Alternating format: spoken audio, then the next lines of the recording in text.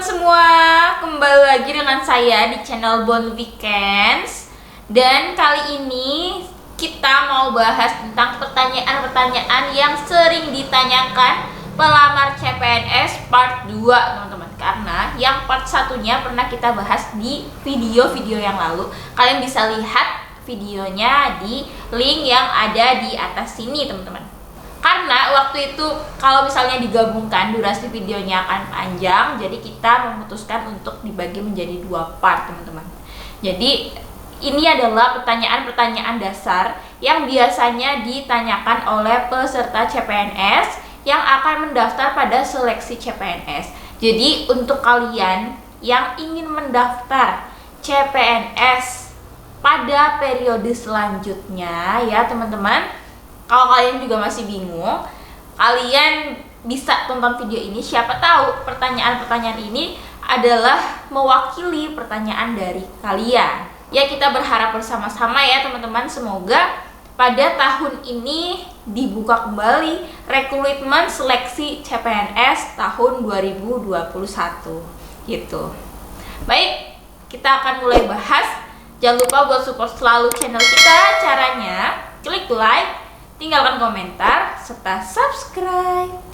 Jadi teman-teman, pertanyaan-pertanyaan ini adalah pertanyaan yang sering ditanyakan dan telah diunggah pada web sscn.bkn.go.id. Jadi sudah resmi dijawab oleh Panselnas di web tersebut ya teman-teman gitu. Dan nggak semua saya bacakan karena saya pilih pertanyaan yang paling dasar dan paling sering bikin bingung gitu. Oke, jadi pertanyaan yang pertama, jadi apa yang dimaksud dengan formasi khusus? Kalau misalnya kita lihat pada seleksi CPNS tahun 2019, ini terdapat beberapa jenis formasi teman-teman. Ada formasi umum dan formasi khusus. Nah, kalau misalnya formasi khusus itu adalah formasi dengan memiliki syarat-syarat tertentu, teman-teman. Berbeda dengan formasi umum. Misalnya, ada formasi putra-putri lulusan terbaik berpredikat dengan pujian atau cum laude. Yang kedua, diaspora. Yang ketiga, penyandang disabilitas. Yang keempat, putra atau putri Papua dan Papua Barat. Dan yang kelima adalah tenaga pengamanan cyber atau cyber security. Jadi ini sesuai dengan formasi yang diatur pada Permenpan RB nomor 23 tahun 2019, teman-teman. Jadi untuk periode CPNS selanjutnya yang akan datang, kita bisa lihat lagi nanti dari formasi yang akan dibuka, teman-teman. Apakah tetap ada formasi khususnya atau bagaimana gitu, kita tunggu aja ya teman-teman. Kalau ini kita melihat dari referensi CPNS tahun sebelumnya, ada formasi ini loh, formasi khusus gitu. Nomor 2, bagaimana cara mengecek lowongan informasi yang tersedia? Jadi teman-teman, pada periode CPNS sebelum-sebelumnya kita dapat melihat lowongan formasi dari rekrutmen CPNS itu pada halaman SSCN. Kalian bisa lihat di sscn.bkn.go.id. Kemudian pilih menu layanan informasi, terus pilih info lowongan. Gitu teman-teman. Jadi kalau waktu dulu seluruh lowongan formasi yang dibuka pada CPNS kita bisa cari pada web tersebut. Kita tinggal search dari nama jurusan kalian atau instansi yang ingin kalian daftar. Misalnya kalian ingin daftar ke Kementerian Keuangan gitu. Ya udah, ketik aja Kementerian Keuangan. Nanti bakal muncul formasi-formasi yang dibutuhkan, misalnya dari S1 ekonomi berapa orang untuk mengisi formasi apa, kayak gitu dan sebagainya, macam-macam. Atau kalian tinggal ketik aja S1 ekonomi, nanti akan muncul di seluruh instansi yang membuka formasi yang dikualifikasikan untuk S1 ekonomi. Kayak gitu teman-teman. Jadi dengan adanya web yang menampilkan lowongan formasi ini, itu memudahkan pelamar banget sih teman-teman. Jadi kita bisa lebih tahu kira-kira kita bisa daftar kemana aja ya gitu. Dan kita bisa membandingkan antara di formasi satu ke formasi yang lain dari kuotanya juga. Misalnya nih, kuota di Kementerian A untuk jurusan kamu ada tiga kuota, di Kementerian B ada 2 kuota. Itu bisa jadi dasar pertimbangan kalian. Kira-kira kalian pilih di Kementerian A atau Kementerian B ya gitu. Pertanyaan selanjutnya, apa yang dimaksud dengan masa sanggah? Jadi masa sanggah ini merupakan terobosan baru juga pada CPNS sebelumnya teman-teman. Karena pada periode CPNS sebelum tahun 2019 itu belum ada masa sanggah ya, kalau menurut pengalaman saya.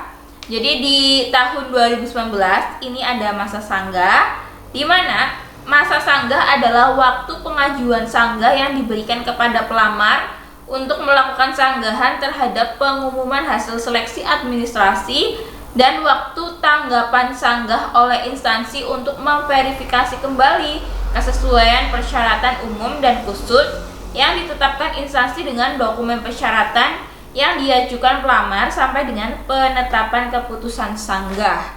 Jadi gini, untuk kalian yang belum tahu, seleksi CPNS pada seleksi pertama itu ada tahapan seleksi administrasi, di mana pelamar itu akan upload dokumen atau kirim dokumen ke instansi yang kalian daftar sesuai persyaratan dari instansi.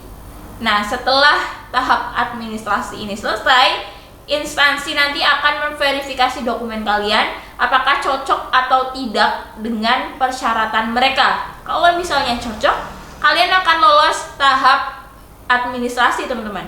Kalau misalnya kalian nggak cocok, nanti kalian nggak lolos. Nah, pada saat kalian tidak lolos dan kalian merasa berkas kalian tuh udah benar semua dan sesuai, kalian bisa mengajukan masa sanggah teman-teman untuk menyanggah keputusan dari instansi yang kalian daftar. Nanti keputusan dari masa sanggah itu bisa kalian lolos ataupun dinyatakan tidak lolos. Apakah pelamar dapat mengajukan sanggahan?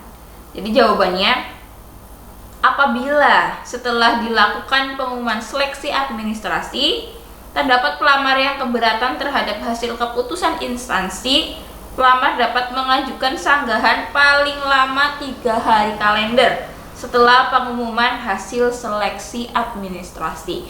Jadi setelah pengumuman dipublish, kalian lihat nih kalian nggak lulus, kalau kalian ingin mengajukan masa sanggah, segeralah mengajukan masa sanggah dengan batas waktu 3 hari kalender dari seleksi administrasinya teman-teman. Namun ini adalah peraturan dari CPNS 2019.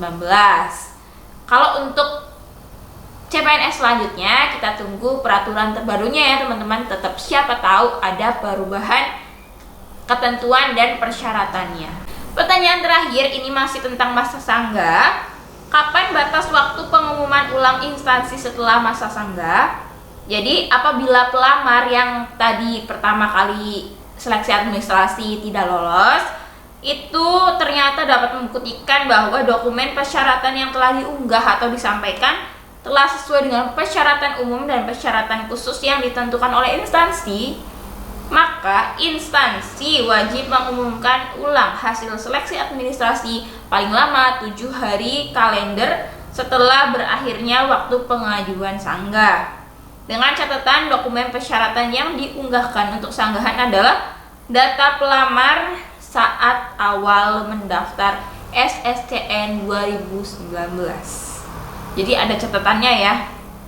Dokumen persyaratannya ini yang digunakan untuk menyanggah adalah data pelamar saat awal mendaftar di SSCN 2019.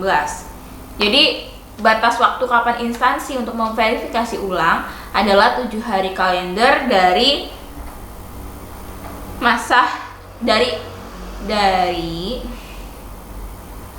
jadi instansi itu akan memverifikasi dokumen kalian ulang dan harus diumumkan hasilnya maksimal 7 hari kalender setelah berakhirnya waktu pengajuan sanggah gitu teman-teman. Jadi untuk kalian lumayan penting juga sih tahu tentang masa sanggah, dimana kalian harus siap dengan kondisi apapun. Siapa tahu di seleksi administrasi kalian tidak lolos dan kalian ingin mengajukan masa sanggah. Jadi itu penting juga untuk diketahui kapan berakhirnya masa sanggah, terus gimana prosesnya masa sanggah dan sebagainya. Baiklah, sekian dulu kita cari referensi pertanyaan yang sering ditanyakan dan kita cari jawabannya pada seleksi CPNS sebelumnya, yaitu CPNS 2019.